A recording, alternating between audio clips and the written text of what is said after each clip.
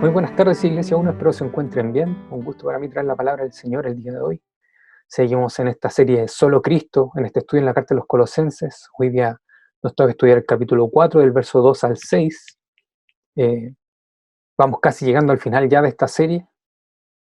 Voy a hacer un pequeño resumen para los que ya no se acuerdan mucho. Pablo escribe esta carta sin conocer de manera presencial a la iglesia de Colosa.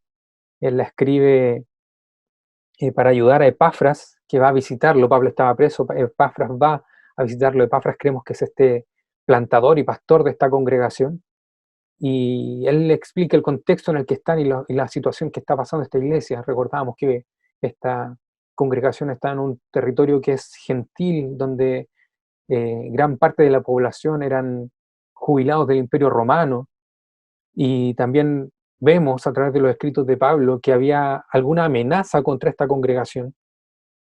La herejía colosense, le llaman algunos teólogos, que no tenemos certeza de qué es lo que era, pero por lo que Pablo escribe podemos identificar por lo menos dos amenazas o dos ideas que destacan dentro de sus escritos, que una es la de los gnósticos, que ellos querían complementar a Cristo, ahora con un conocimiento superior al que ellos tenían acceso, o la otra opción o la otra amenaza que podría estarse levantando en ese momento era la de los judaizantes, que ellos querían complementar a Cristo con un retorno a los rituales y las tradiciones judías del Antiguo Testamento, sin comprender que estas cosas en verdad eran una sombra del Mesías que iba a venir. Ya no es necesario ofrecer sacrificio por el perdón de los pecados, porque el máximo sacrificio fue ya ofrecido, que fue Cristo en la cruz, pagando por nuestros pecados con su propia sangre. Hoy día ya no hay castigo ni condenación para los que están en Cristo Jesús, porque Él cargó con todos nuestros pecados. Por tanto, ya no es necesario retornar a estas cosas del Antiguo Testamento, a estas tradiciones o a estos rituales, porque en verdad Cristo ya las cumplió de manera plena y perfecta. Entonces seguimos diciendo, solo Cristo. Su obra fue perfecta. Y una frase que hemos dicho a lo largo de esta serie que me gusta mucho, mucho, mucho, es que Cristo es lo único que tenemos, pero también es lo único que necesitamos. Solo Cristo. El pastor Jonathan nos hablaba la semana pasada de Cristo como principio, centro y fin. Cristo, principio, centro y fin de la familia y el trabajo.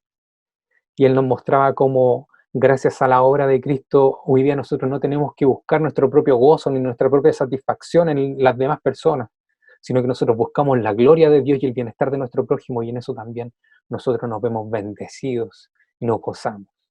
El foco no está en nosotros, el foco está en Dios y en nuestro prójimo. Hoy día vamos a seguir un poco por esa línea, y el título del sermón de hoy es Actos cotidianos que Cristo usa para extender su reino. Actos cotidianos que Cristo usa para extender su reino. Ahí, por si estás tomando apunte, lo dije muy rápido. Y vamos a estar viendo sobre tres actos cotidianos, tres gestos, tres hábitos, si lo quieres ver de esa manera, a los que hoy día tenemos gracias a la obra de Cristo. Y vamos a estar hablando de la oración, de orar, predicar y practicar. Y aquí me voy a salir un poquito del tema. Perdonen, tal vez si me alejo un poco del texto, pero es que estamos precisamente en periodo de elecciones presidenciales y no lo puedo dejar pasar. Hemos estado muy pendientes en la televisión, en la radio, sobre los debates que se han estado llevando entre estos diferentes candidatos, donde todos estamos ansiosos por saber sus propuestas, porque queremos saber qué idea tienen ellos para mejorar las cosas. Y lamentablemente, y perdonen que lo diga con esta palabra y que tal vez pueda sonar subjetivo o como opinión personal, les pido disculpas, pero han sido debates lamentables, lamentables, han sido exposiciones lamentables. Me voy a quedar con esa palabra porque cualquier otra puede ser tal vez hasta incluso ofensiva decirla. En vez de ver debates, en vez de ver sinceras propuestas, lo que hemos visto han sido programas de farándula entre estos candidatos. Tal vez sin llegar a usar insultos, sí se han descalificado de manera mutua entre todos, entre todos. En vez de escuchar propuestas para decir yo con respecto al tema de la justicia y la delincuencia, propongo esto, lo que hemos escuchado son cosas como, pero es que cuando tú estuviste en ese cargo, pero es que cuando tú fuiste ministro de esto, tú no hiciste nada. Pero es que tú trabajaste con tal persona cuando era presidente, ¿por qué no lo hiciste entonces? Pero es que a ti te financian tal y tal persona. Ah, no, pero es que tú no estás ejerciendo tu cargo ahora, po. Tú no estás trabajando. ¿Por qué sigues cobrando tu sueldo entonces? No, pero es que te acuerdas que tu abuelo, no, pero es que te acuerdas que tu papá. Y ese tipo de argumentos hemos visto en estos debates lamentables, lamentables. Y todos seguimos con esta sensación de, ¿qué proponen para mejorar las cosas? Déjame decirte, seas creyente o no creyente, si estás escuchando este sermón, que si tú realmente anhelas justicia, respeto, dignidad, compañerismo, igualdad, si tú realmente anhelas esas cosas, lo que tú anhelas es a Cristo y que Él vuelva a instaurar de manera plena y perfecta el reino de Dios. Ninguna ideología política, ningún partido político, ningún candidato, ninguna buena intención que nazca del ser humano va nunca jamás a poder satisfacer estas cosas de manera plena y perfecta. ¿Han habido mejoras a lo largo de los años? Sí, han habido mejoras. Pero nunca jamás lograremos los seres humanos, por mérito propio, satisfacer estos deseos de nuestro corazón. Porque esto solo será satisfecho cuando Cristo vuelva y el reino de Dios sea establecido de manera plena y perfecta. Entonces de verdad viviremos en dignidad, en respeto, en comunión. Este reino ya se manifestó en la historia cuando Cristo resucitó. Y hoy día la iglesia es testimonio y evidencia de este reino en una creación que sigue estando corrompida por el pecado, clamando porque su rey vuelva. Hoy la iglesia es testimonio y evidencia de este nuevo reino que sabemos que será establecido de manera plena y perfecta cuando Cristo vuelva. Pero ¿cómo entonces nosotros hoy día trabajamos también para extender este reino, para extender este testimonio, para seguir siendo evidencia del reino de Dios en esta tierra a través de actos cotidianos? Orar, predicar, practicar.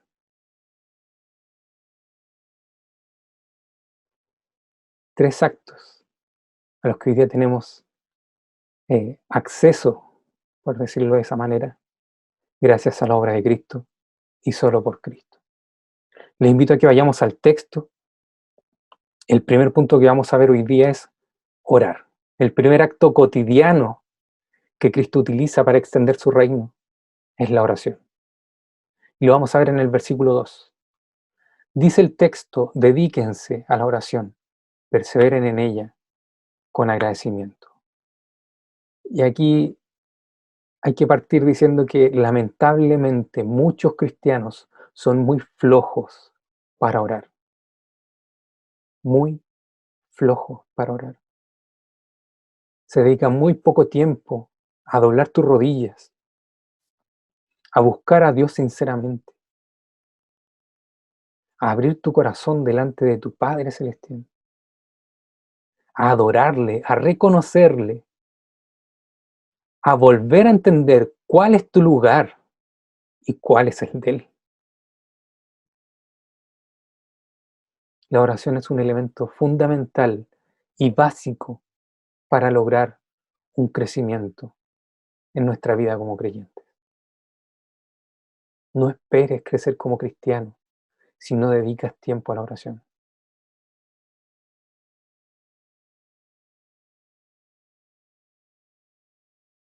La oración debe ocupar un lugar importante en tu vida para que existan frutos permanentes de conversión. Dejemos de quitarle prioridad a la oración. Dejemos de decir, cuando termine este programa de televisión, ya voy a dedicar un ratito a orar. Cuando termine de ver redes sociales, voy a dedicarme a la oración. No, basta con eso. Ponlo como prioridad en tu vida. Porque la oración es el arma que Dios ha establecido para contrarrestar todos aquellos ataques que podamos estar sufriendo, tanto espirituales como las tentaciones. La oración es también este medio que Dios ha dejado para que nosotros podamos confesar nuestros pecados a Él.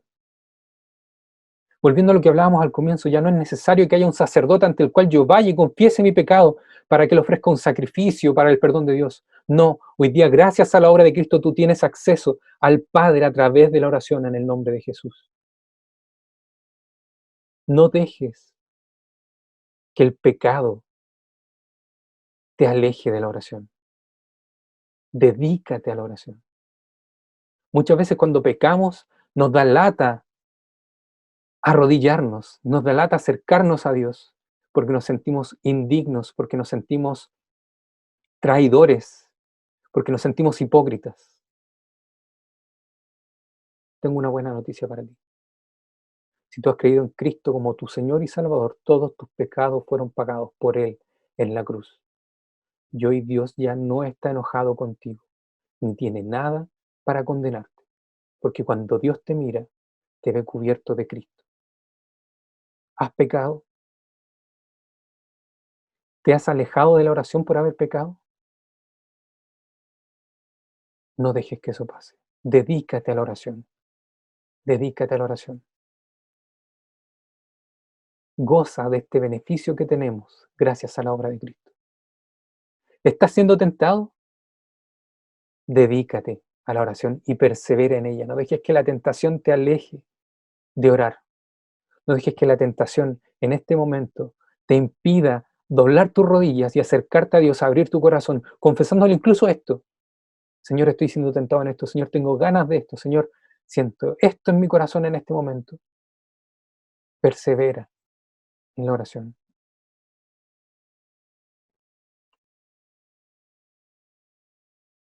Pablo nos dice, perseveren en ella. Otra traducción decía, velando en ella o velad en ella. Y esto nos recuerda cuando Jesús estaba en el huerto del Getsemaní y le decía a sus discípulos que velaran en la oración. A lo que nos llama Pablo es a que seamos conscientes de las cosas que están en nuestro alrededor. Velar, mantengámonos despiertos en la oración. Seamos conscientes de las cosas que están pasando a nuestro alrededor. Que esto no sean meras palabras al aire ni meras repeticiones. Hablemos la realidad que nos está pasando. Seamos conscientes de nuestras propias necesidades. Seamos conscientes de las necesidades de nuestra familia, de nuestra iglesia, de las necesidades que nuestro país en este momento está sintiendo. Seamos conscientes de lo que está pasando alrededor del mundo. Seamos conscientes de los peligros que hoy día amenazan a las comunidades cristianas. Y también seamos conscientes de las bendiciones que hemos recibido de Dios y de aquellas promesas que tal vez aún no hemos recibido, pero que tenemos certeza de que se van a cumplir. Mantengámonos despiertos en la oración. Seamos conscientes de cuál es la realidad en la que estamos y presentémosla también ante Dios, para que Él también nos guíe conforme a su voluntad en donde nosotros estemos.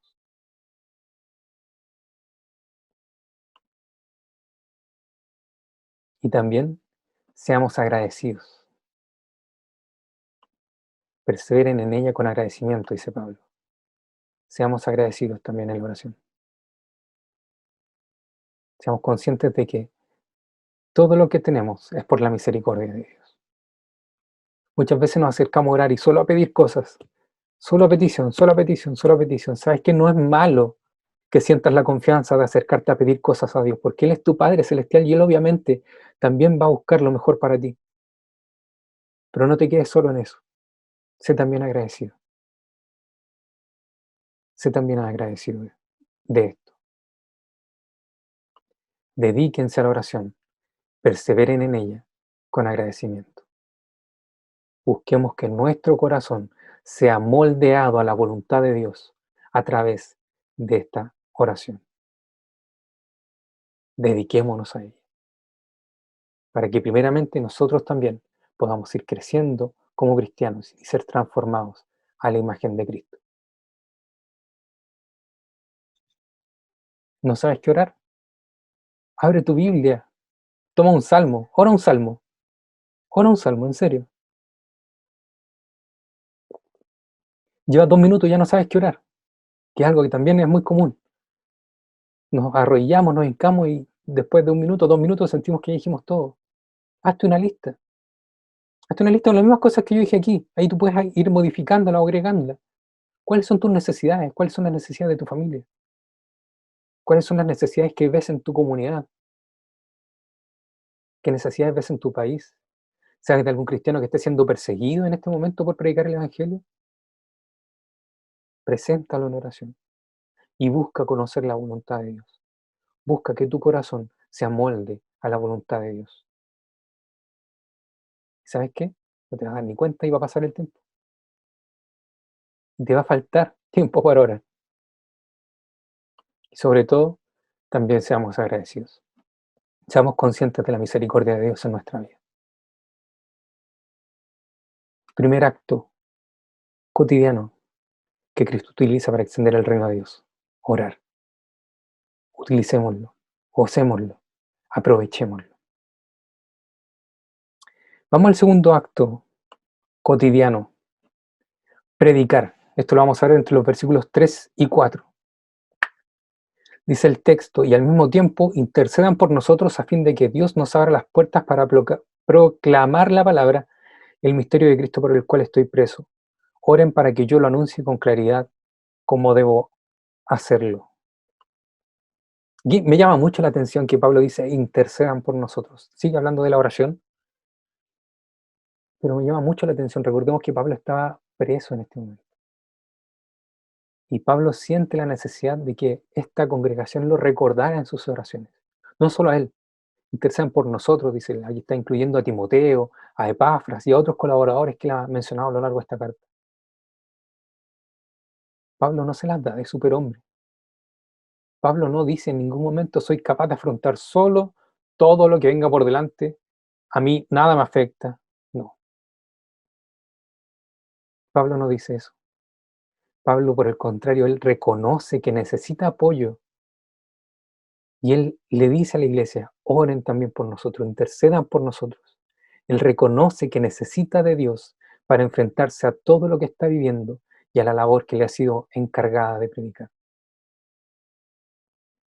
Él reconoce que su predicación de partida no nace de él mismo y de sus propias habilidades, sino que nace de Dios y que él necesita de Dios para poder predicar el Evangelio de manera correcta. Llama mucho la atención eso. Y él continúa el texto diciendo a fin de que Dios nos abra las puertas para proclamar la palabra, el misterio de Cristo por el cual estoy preso. Y aquí les decía yo, Pablo estaba preso en este momento. Si yo hubiera estado preso, y aquí hago un mea culpa, más egoísta, debo reconocer que soy mucho más egoísta que Pablo, si yo hubiera estado preso y le escribo a la iglesia que ore por mí, yo le habría dicho, oren para que me liberen luego y poder seguir predicando el Evangelio. Tal vez habría escrito eso, tal vez simplemente habría escrito, oren para que me liberen luego. Pablo aquí no le dice a la iglesia, oren para que yo sea libertado. Él dice, oren e intercedan por nosotros, a fin de que Dios nos abra las puertas para proclamar la palabra.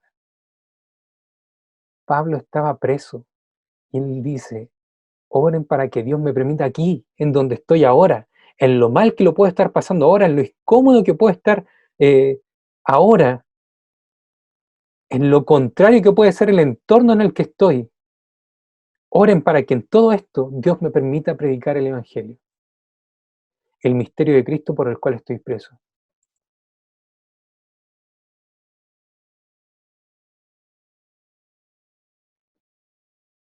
Para Pablo el Evangelio era algo real y serio. Donde él estaba, él quería predicarlo. Pablo nos dice que el Evangelio es algo que se hace, que la predicación del Evangelio es algo que se hace cuando uno tiene ganas. Pablo aquí lo ve como una necesidad en su vida. a fin de que Dios nos abra las puertas para proclamar la palabra,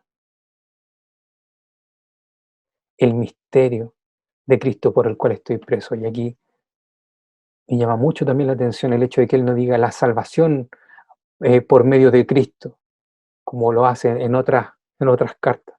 Él dice el misterio de Cristo y Él aquí atiende a todo lo que ha presentado ya en la carta de los Colosenses. Cristo no solo viene a salvar el alma de las personas, Cristo no solo viene a otorgar salvación al pecador, Cristo también viene a redimir la creación por completo. Solo Cristo y su obra son plenas y perfectas para la redención de la creación y para la salvación del pecador. Este es el evangelio que Pablo quería predicar allí. Esto es lo que Pablo estaba pidiendo. Intercedan por nosotros para que Dios me abra la puerta, nos abra la puerta a todos y podamos predicar el misterio de Cristo. Cristo es suficiente para todo, no solo para la salvación del pecador, sino que para la redención de la creación, para redimir la realidad en la cual estamos. Cristo es suficiente. No es necesario complementarlo con otras cosas. Y Pablo dice, oren para que yo lo anuncie con claridad como debo hacerlo en el versículo 4. Vemos aquí que Pablo está como un poquito ansioso de poder predicar. Y también él pide que Dios le dé claridad, que Dios le ayude a poder enseñar esto de manera fácil para los que lo iban a oír. Que ellos pudieran eh, conocer a Cristo. Y recordemos que Pablo estaba encarcelado y en un lugar donde no era un terreno propiamente judío, con romanos, con gente que no era conocedora de las escrituras, con gente que no era conocedora de la tradición judía. Así que Pablo probablemente, todos diríamos así como, pero Pablo era bacán, pues era evangelista, el loco tiene que haberse las sabido todas, tiene que haber tenido una predicación súper buena, tiene que haber tenido muy buena llegada con todos. Pablo aquí está reconociendo que necesita de Dios para poder proclamar el evangelio incluso a aquellos que no conocen nada de esto. Eso es lo que Pablo aquí está pidiendo. Oren para que yo lo anuncie con claridad cómo debo hacerlo. Pablo les pide que oren para que Dios les dé sabiduría en llevar el evangelio a aquellos para quienes este mensaje es totalmente extraño y ajeno. ¿No deberíamos nosotros orar por lo mismo también? Muchas veces nos justificamos diciendo, no, pues que yo no tengo estudios de teología, pues no puedo predicar. No, pero es que yo no sé evangelizar. No, pero es que yo no me he leído la Biblia completa todavía, entonces no puedo andar hablando del evangelio. ¿Sabes? No es necesario. Es bueno, sí, es súper bueno y es muy sano que leas tu Biblia de principio a fin. Es muy sano que estudies, no necesariamente teología de una manera formal, pero sí que mantengas el hábito de entender tu Biblia, de entender la palabra de Dios, de poder crecer en conocimiento de esto, profundizando también esto. Pero estas cosas no te van a hacer un mejor evangelista, ni te van a dar más herramientas para la predicación necesariamente. Lo que tienes que hacer es predicar el evangelio con claridad, acorde a la gente que tienes alrededor. Ora también para que Dios te permita hacerlo de esa manera. Ora para que Dios te dé sabiduría al momento de predicar el evangelio. Ora, ora y pide apoyo también a tu congregación o a tus amigos o a tus hermanos para que Dios también te permita ser un instrumento que predique el evangelio a toda aquella persona que no conoce nada de esto. Para todos aquellos para los que el evangelio es totalmente ajeno y extraño.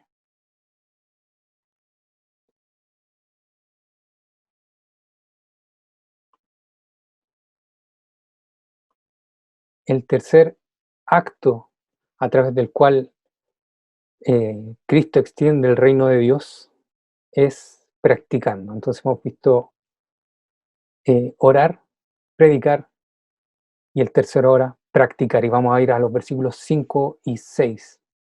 Dice el texto, compórtense sabiamente con los que no creen en Cristo, aprovechando al máximo cada momento oportuno, que su conversación sea siempre amena y de buen gusto. Así sabrán cómo responder a cada uno. Aquí una traducción más literal de estos versículos es: compórtense sabiamente con los que no creen en Cristo, redimiendo el tiempo, o también comprando cada momento. Ambas podrían ser una buena traducción. Compórtense sabiamente con los que no creen en Cristo, redimiendo el tiempo o comprando cada momento. Y esto es súper importante nuevamente entenderlo en el contexto en el que Pablo estaba, porque en los días de la iglesia primitiva, los creyentes eran fuertemente calumniados por los de afuera o por los que no creen en Cristo. Por ejemplo, ellos eran llamados de ateos porque no servían a dioses visibles, ellos no usaban figuritas para representar sus dioses. Entonces se les llamaba de ateos y esto era como algo despectivo. Se les llamaba también de antipatrióticos porque no quemaban incienso delante de la imagen del emperador. Ellos no se sumaban a este culto que se hacía al emperador romano. Entonces ellos eran considerados como antipatrióticos, también eran vistos de manera despectiva por esto. Eran llamados inmorales porque eh, a menudo se reunían con las puertas cerradas a realizar sus cultos. Pablo sabía que la mejor forma de frustrar estas calumnias era que los cristianos se comportaran de una manera sabia.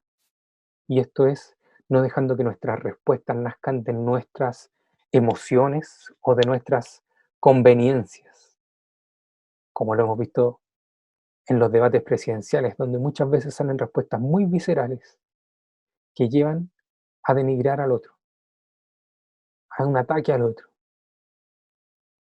a atacar la imagen del otro. Eso no puede pasar con un creyente, no puede pasar con nosotros.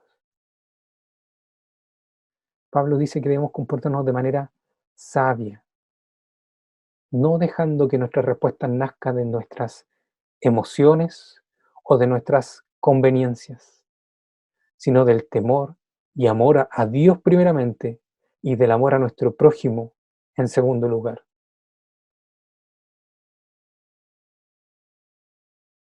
Debemos comportarnos de manera sabia con aquellos que no creen en Cristo. No debemos ser motivo de tropiezo para otros. Y aquí Pablo utiliza en la NBI aprovechando al máximo cada momento, o redimiendo el tiempo, o comprando cada momento, como decían otras traducciones más literales. Pablo nos está diciendo, ¿saben qué? El tiempo es un bien que Dios les ha dado. Ustedes son mayordomos también de cómo van a utilizar el tiempo. Y esto sí que hay igualdad. Hay gente que tiene más y menos plata, hay gente que tiene más y menos estudio, pero tiempo todos tenemos. A todos el día nos tiene 24 horas. Sé sabio en cómo vas a utilizar tu tiempo. Sé un buen mayordomo de este bien que Dios te ha dado y utilízalo de manera sabia, aprovechando al máximo cada momento oportuno con los que no creen en Cristo. Voy a decir una frase que tal vez no nos va a gustar mucho, pero a la larga, la reputación del Evangelio dependerá de la conducta de los seguidores de Cristo. Nos carga pensar de esa manera, pero es así. La reputación del Evangelio depende de la conducta de los seguidores de Cristo. Y en eso tenemos que ser muy, muy cuidadosos e intencionales. Aquí no basta con, mejor me quedo callado, no vaya a ser que vayan a pensar mal del Evangelio por mi culpa, así que mejor me quedo callado todo el día, no hablo con nadie. No, eso tampoco es una buena administración del tiempo. Sea intencional, redime el tiempo y aprovéchalo sabiamente con los que no creen en Cristo. Son pocas las personas que leen la Biblia. Y aquí me refiero a los que son de fuera, a los que no son creyentes. Son pocas las personas que leen la Biblia, pero son muchas las personas que miran nuestro actuar. Seamos consecuentes entre lo que creemos y lo que hacemos.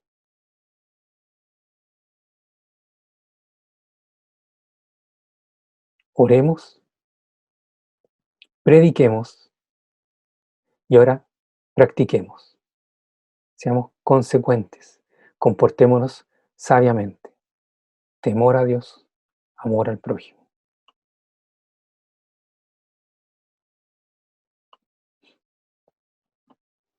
Redimiendo el tiempo o comprando cada momento, como les decía, es un llamado que Pablo nos hace a que no nos quedemos sentados esperando a que se nos presente la oportunidad de presentar el Evangelio. Él nos está diciendo, cabros, cabras, vayan y búsquenla. Sean mayordomos de su tiempo. Aprovechen sabiamente cada momento. Vayan y busquen oportunidades de presentar el Evangelio. Aprovechen intencionalmente cada oportunidad para ser de bendición para otros. Y el versículo 6 Pablo dice que su conversación sea siempre amena, con gracia y de buen gusto. Perdón, que su conversación sea siempre amena. Entre paréntesis allí le puse con gracia, que es lo que dice literalmente en el griego. Y de buen gusto, literalmente dice sazonada como con sal. Así sabrán cómo responder a cada uno.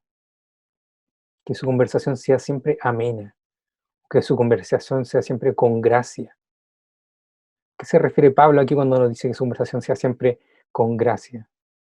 Esta era una expresión que era común en ese tiempo y se utilizaba por los no cristianos del tiempo de Pablo, para decir así como que tu conversación siempre tenga algo brillante, algo inteligente, algo que cautive, que tu conversación siempre tenga un comentario agudo o que muestre alguna de tus habilidades, que tu conversación sea cautivante. Eso era lo que ellos querían transmitir con este dicho que era muy común, que su conversación sea siempre con gracia o con inteligencia, dicen algunos. Pablo aquí está diciendo que su conversación sea siempre con gracia. ¿Y a qué se refiere Pablo entonces? ¿Qué es una conversación con gracia? El mismo Pablo lo dice en otra carta, Efesios 4:15 dice, hablando la verdad en amor. ¿Quieres que tu conversación sea siempre amena?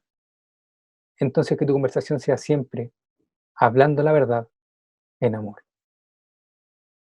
Eso es una conversación amena o una conversación con gracia. Pablo nos dice que su conversación sea siempre, siempre. O sea, tanto al dirigirse a un grupo como a un vecino. Tanto cuando conversen con alguien igual a ti, como cuando te toque responderle a una autoridad tuya o a alguien que incluso está subordinado a ti. Que tu conversación sea siempre. Si te toca hablar con alguien rico, que tu conversación sea amena. Si te toca hablar con alguien pobre, que tu conversación sea amena. Que tu conversación sea siempre hablar la verdad en amor.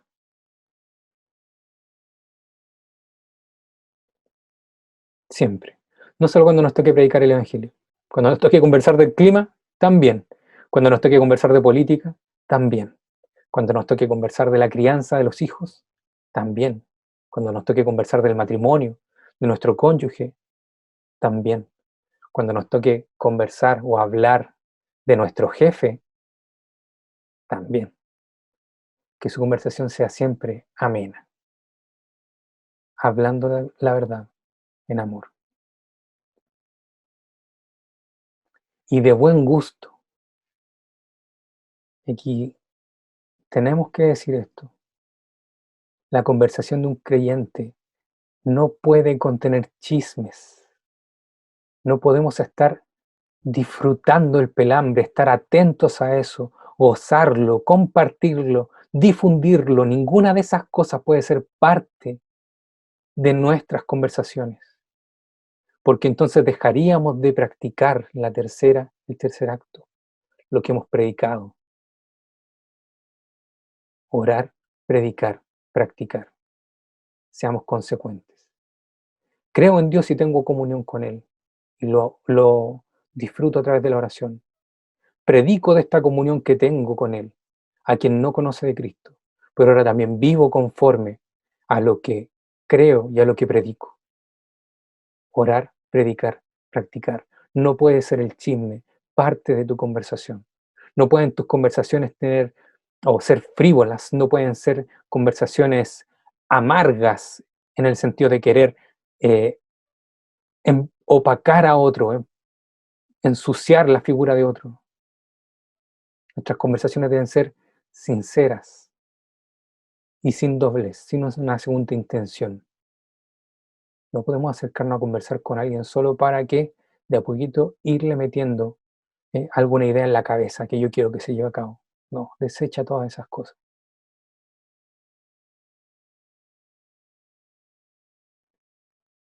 Seamos consecuentes.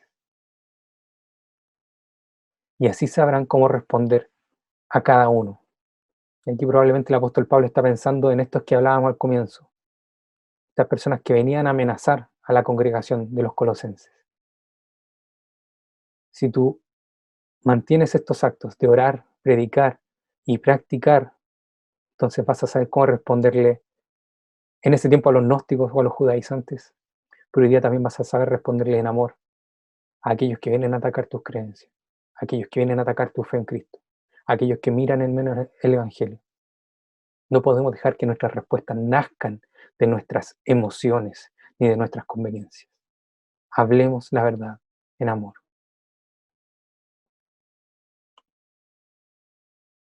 Y ya para ir concluyendo, actos cotidianos que Cristo utiliza para extender su reino: orar, predicar, practicar. Pablo insta a los cristianos a cultivar una vida de oración regular. La dulce comunión con nuestro Padre Celestial está en el corazón mismo de lo que Cristo compró para nosotros con su propia sangre. Si hoy día nosotros tenemos acceso a Dios a través de la oración, es porque Cristo compró eso para nosotros con su propia sangre. Él murió para restaurar la relación íntima entre Dios y su pueblo. Y la oración es una degustación de la plena comunión que tendremos con Dios cuando Cristo vuelva. ¿Te gustaría tener más comunión con Dios? Ora más. Y así vas a degustar un poquito lo que algún día tendremos de manera plena cuando Cristo vuelva. Pablo nos manda a perseguir lo que nuestra alma de verdad anhela, una relación cada vez más profunda con el Dios que satisface el alma. Nada ni nadie más te va a satisfacer, solo Cristo. Aprovechemos estos beneficios que tenemos gracias a la obra que Él realizó. ¿Y sabes qué? A través de estos actos de orar, predicar y practicar, nos vamos a estar recordando a nosotros mismos de manera constante que Cristo volverá y que solo su reino será perfecto.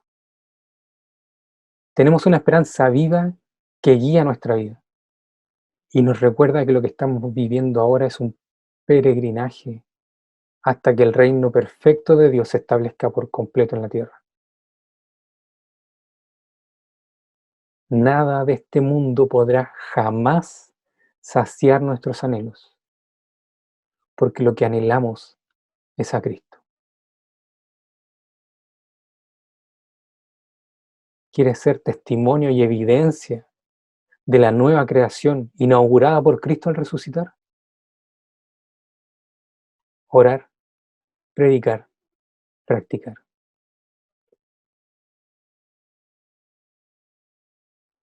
No lo vamos a lograr de manera plena, no vamos a cambiar el mundo, no vamos a hacer que estos presidentes o estos candidatos dejen de insultarse, perdón, dejen de denigrarse o descalificarse unos a otros. Probablemente no lo vamos a lograr. Eso, eso que anhelamos solo va a ser posible cuando Cristo vuelva. Cuando Cristo vuelva, entonces el mundo cambiará por completo conforme al diseño de Dios. Pero por el momento cada uno de nosotros puede mejorar su entorno trabajando en orar, predicar y practicar lo que profesamos, a un Cristo resucitado que redimirá esta creación por completo. No esperemos grandes políticas para que las cosas mejoren. Seamos nosotros agentes activos del reino de Dios, trabajando por la redención de su creación. Orar, predicar, practicar. Actos cotidianos que Cristo usa para extender su reino. Les invito a que tengamos un momento de oración. Buen Dios y Padre Celestial, te agradecemos, Señor amado, porque primeramente tu palabra, Señor, nos alimenta, nos consuela, nos conforta también, Padre Santo. Te agradecemos por ella, Señor.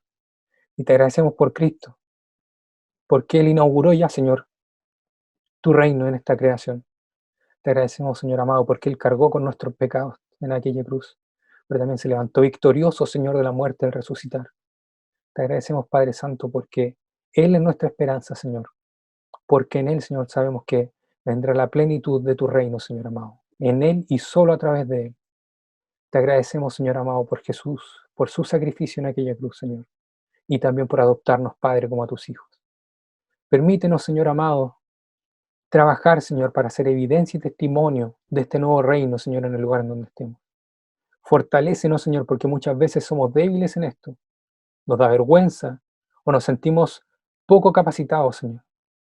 Pero danos también la sabiduría, Padre Celestial, para poder llevar el misterio de Cristo, este Evangelio, esta certeza que tenemos, esta realidad de que Cristo es el Señor, podamos predicarlo, Señor amado, de manera sabia y entendible a los que están alrededor nuestro, Señor. Ayúdanos a no confiar en nuestras propias capacidades primeramente, sino a confiar en ti, Señor. Y que seas tú, Señor, utilizándonos para el cumplimiento de tu propósito, Señor amado. Gracias por todo, te doy, Señor. Te pido que nos ayudes a ser consecuentes, Señor amado, a vivir de una manera consecuente con lo que profesamos. Ayúdanos, por favor, Señor. Ayúdanos también a mantener nuestros hábitos, especialmente el de la oración. Ayúdanos a no alejarnos de ti, Señor. Ayúdanos a que el pecado, a que la tentación, Señor, no nos alejen de ti. Ayúdanos a perseverar en eso, a poder degustar, Señor amado, de esta primicia que tenemos de comunión contigo, Señor, a través de la oración. Ayúdanos, Padre Santo, en todo esto. Fortalécenos, por favor, como comunidad. Fortalécenos también como individuos, Señor. Y ayúdanos, Padre Santo, a cuidar el testimonio de la Iglesia en esta creación y a ser una evidencia, Señor, de que tú restauras y redimes las vidas de las personas, Señor. Gracias por todo te doy, Padre, en el nombre de Cristo Jesús, nuestro Señor y Salvador. Amén. Mis queridos hermanos, que el Señor les bendiga.